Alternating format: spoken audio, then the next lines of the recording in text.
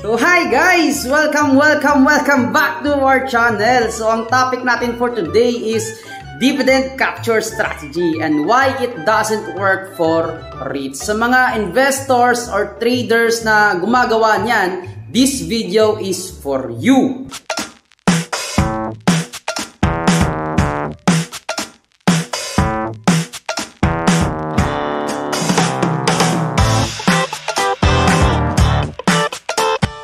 Ayun no guys, may bago tayong introduction clip. So I hope you are all doing well sa inyong kanya-kanyang daily hustle sa buhay. So minsan guys no, sa sobrang busy natin, hindi na natin namamalayan na ang bilis po ng panahon. Ang tapos na po ang quarter 3 ng taon and we are expecting na naman another dividend declarations sa ating mga REITs this coming month or maybe next month, no? So, ito po yung mga inaantay natin, no? So, sa mga nagtatangka po dyan na mag-dividend capture strategy this coming dividend payouts, tapusin nyo po muna ang video na ito para alam nyo po ang mga risk factors na dapat nyong itatakel. So, what is a dividend capture strategy? So, ito ay isang dividend strategy wherein bibili ka ng stocks just for the sake of its dividends.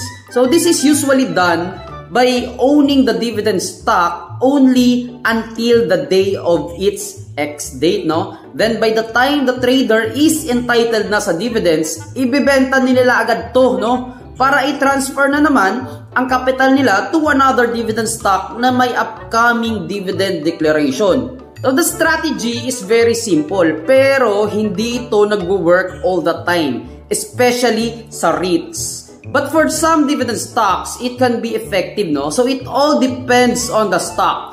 Let me explain it to you why.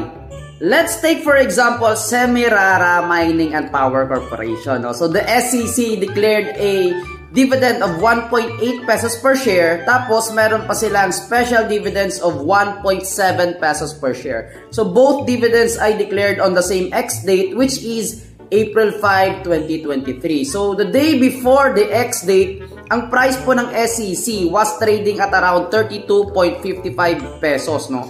So, i-compute natin yung dividend yield. The dividend yield was 10.75% that time. So, for me guys, no, this is a good stock for dividend capture. Meron kang malaking room for profit which is 10.75%, no? So, pero ibawas lang natin guys ang mga dapat ibawas, no? So, 10.75% less 10% tax, babagsak pa yan sa 9.675%, less fees and commissions like around 0.6 for buying and selling, babagsak pa yan guys sa 9%.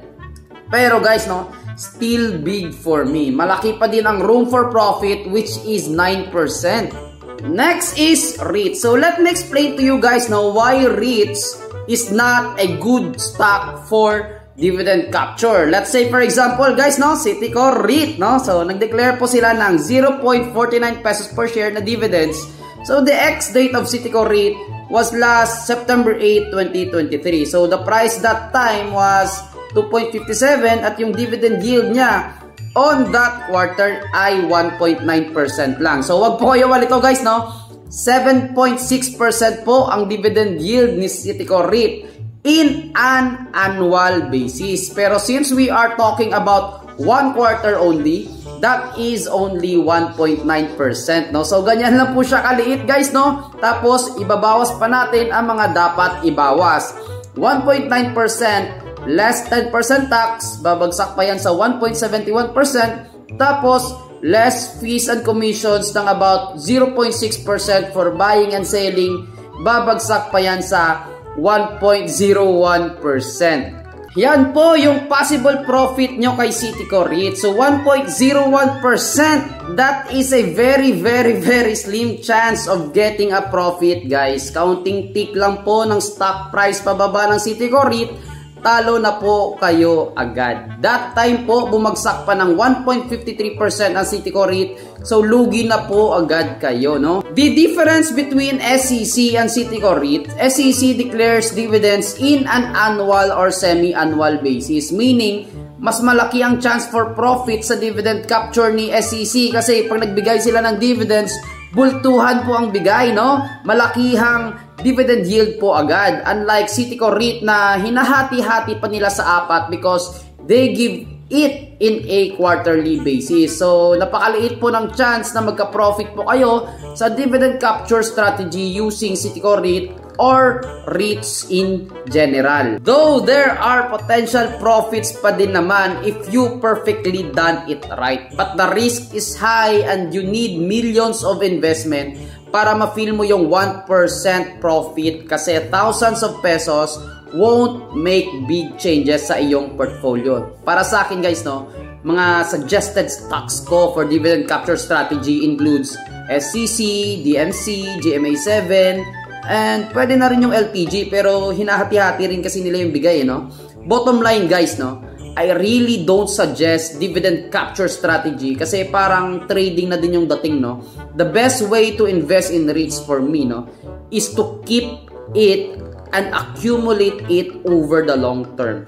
Then reinvest lahat ng dividends. In that way, passive yung approach, less stress, and you have more time for yourself and family. So that is all for today's video guys. Have you tried using dividend capture strategy? Share your experiences below the comment section. So that's all for today guys. Thank you for watching. We will be uploading more educational videos soon. So like, share, and subscribe.